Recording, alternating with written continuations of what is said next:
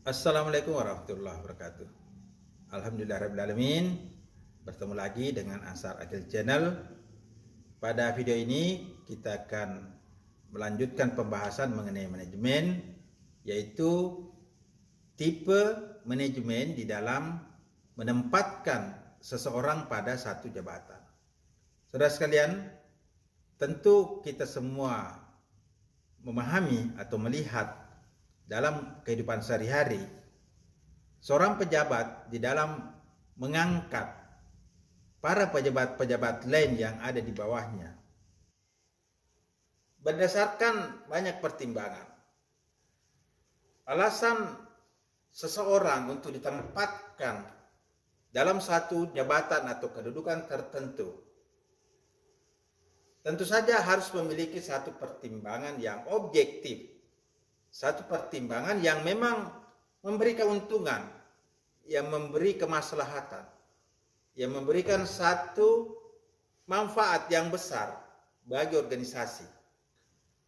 Nah, apa pertimbangan-pertimbangan seorang pimpinan di dalam mengangkat pejabat-pejabat yang ada dalam satu organisasi?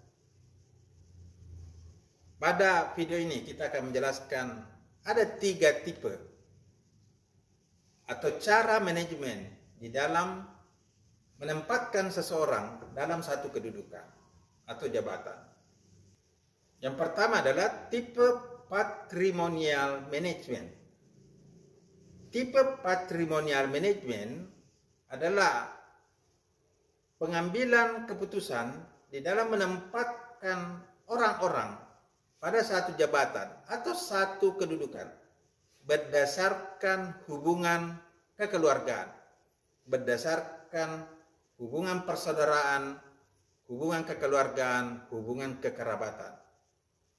Jadi dalam tipe patrimonial management, maka yang diberikan kedudukan-kedudukan penting, jabatan-jabatan penting di dalam satu organisasi, itu diberikan kepada orang-orang yang mempunyai hubungan keluarga atau family. Jadi orang-orang yang memiliki hubungan kekerabatan, hubungan persaudaraan, hubungan kekeluargaan. Ini banyak terjadi pada organisasi-organisasi bisnis. Namun demikian, pada organisasi publik juga ini sering terjadi. Di dalam mengangkat atau memberikan kedudukan jabatan-jabatan tertentu yang penting di dalam satu organisasi, itu diberikan kepada keluarga atau family.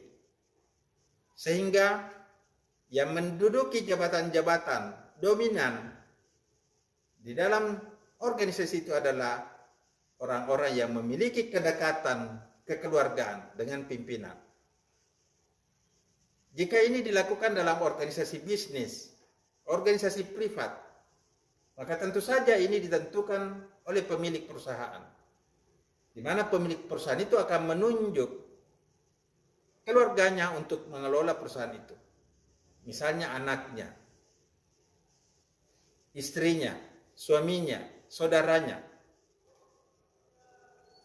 Maka ini tidak masalah dan sudah lazim di dalam organisasi bisnis. Karena kepemilikan organisasi bisnis itu memang dimiliki secara privat, secara pribadi, atau dimiliki secara kelompok. Sehingga orang-orang yang diberikan kedudukan penting di dalam organisasi itu adalah orang-orang yang memiliki keterikatan, memiliki hubungan kekeluargaan, family, atau hubungan persaudaraan. Namun ini tidak lazim atau tidak seharusnya dilakukan di organisasi publik, misalnya organisasi pemerintahan. Karena organisasi publik itu adalah organisasi yang dimiliki oleh seluruh masyarakat, dimiliki oleh negara.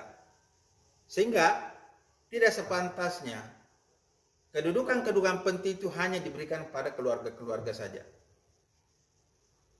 Tentu ada pertimbangan yang lebih kompeten untuk menempatkan seseorang pada jabatan-jabatan di organisasi publik.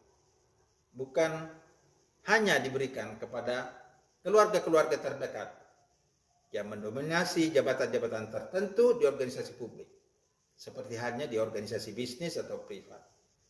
Jadi, di organisasi privat, mengangkat keluarga adalah hal yang lazim. Namun di organisasi publik, organisasi pemerintahan, maka mengangkat keluarga-keluarga dekat pada jabatan-jabatan dominan di sebuah organisasi publik, di kantor atau di instansi, itu adalah hal yang tidak lazim atau tidak seharusnya dilakukan. Ini yang pertama, tipe manajemen di dalam mengangkat, menetapkan kedudukan seseorang di organisasi berdasarkan tipe patrimonial management. Saudara sekalian, tipe manajemen yang kedua di dalam menempatkan orang-orang untuk menduduki satu jabatan dalam organisasi adalah political management. Tipe manajemen ini dalam mengangkat pejabat-pejabat itu berdasarkan afiliasi, kepentingan, dan dukungan politik. Orang-orang yang ditempatkan di dalam jabatan-jabatan, di dalam organisasi itu karena mempunyai hubungan politik atau berdasarkan loyalitas pada partai tertentu, pada golongan politik tertentu.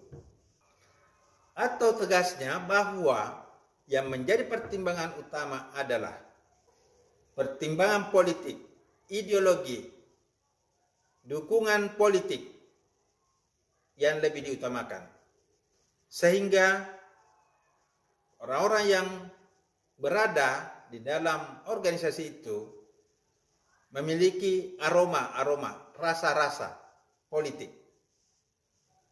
Karena orang-orang yang menduduki jabatan-jabatan itu diberikan kepada orang-orang yang mempunyai hubungan-hubungan atau berada dalam satu lingkungan, satu loyalitas pada partai atau golongan politik tertentu. Nah, saudara sekalian, ini bisa kita lihat dalam penentuan pejabat-pejabat setelah pemilu berlangsung. Maka yang akan mendapatkan kedudukan-kedudukan itu adalah dari kelompok-kelompok pengusung, dari kelompok-kelompok yang berada dalam haluan partai politik yang berkuasa. Misalnya jabatan-jabatan menteri, ya, jabatan dirjen, jabatan-jabatan di BUMN itu diberikan kepada kelompok politik pemenang pemilu.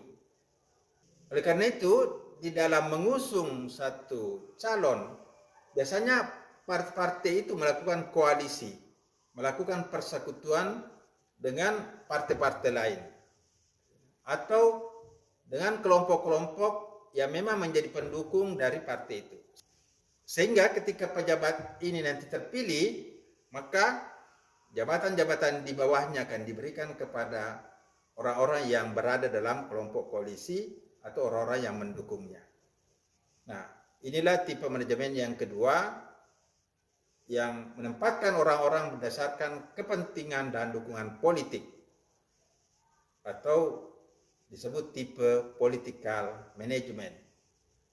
Saudara sekalian, tipe manajemen yang ketiga di dalam menempatkan orang-orang untuk menduduki jabatan adalah professional management, yaitu manajemen yang mampu menempatkan orang-orang untuk menjadi pejabat sesuai dengan kecakapan, sesuai dengan skill, sesuai dengan kompetensi yang dimiliki oleh orang itu, sesuai dengan keahlian orang itu.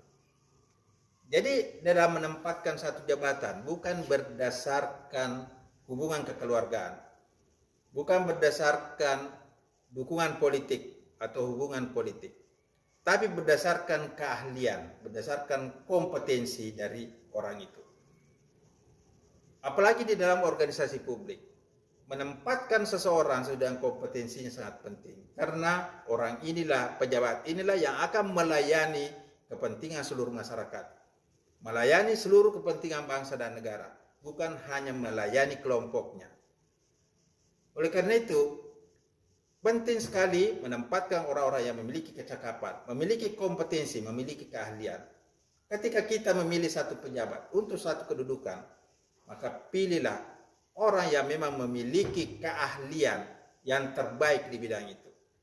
Orang-orang yang tersedia, yang memiliki kecakapan, memiliki keahlian, memiliki kemampuan untuk menjalankan seluruh tugas-tugasnya dengan terbaik untuk melayani seluruh kepentingan masyarakat. Jadi saudara sekalian, ini penting sekali untuk diterapkan dalam organisasi publik, dalam bidang pemerintahan, terutama untuk jabatan-jabatan publik, di mana pejabat-pejabat publik ini akan melayani kepentingan seluruh masyarakat. Dan bukan hanya melayani kelompoknya saja atau melayani keluarganya saja. Nah, saudara sekalian, inilah 3 tipe manajemen yang perlu kita pahami, bagaimana manajemen menempatkan orang-orang pada satu kedudukan atau jabatan berdasarkan pertimbangan kekeluargaan, berdasarkan pertimbangan politik, atau berdasarkan pertimbangan profesionalisme. Tentu kita dapat menggunakan 3 tipe manajemen ini dengan tepat, di mana seharusnya kita gunakan, sehingga kita dapat menempatkan orang-orang tertentu untuk memberikan manfaat, maslahat yang terbaik untuk organisasi, untuk masyarakat, untuk bangsa dan negara. Demikian, semoga bermanfaat. Wassalamualaikum warahmatullahi wabarakatuh.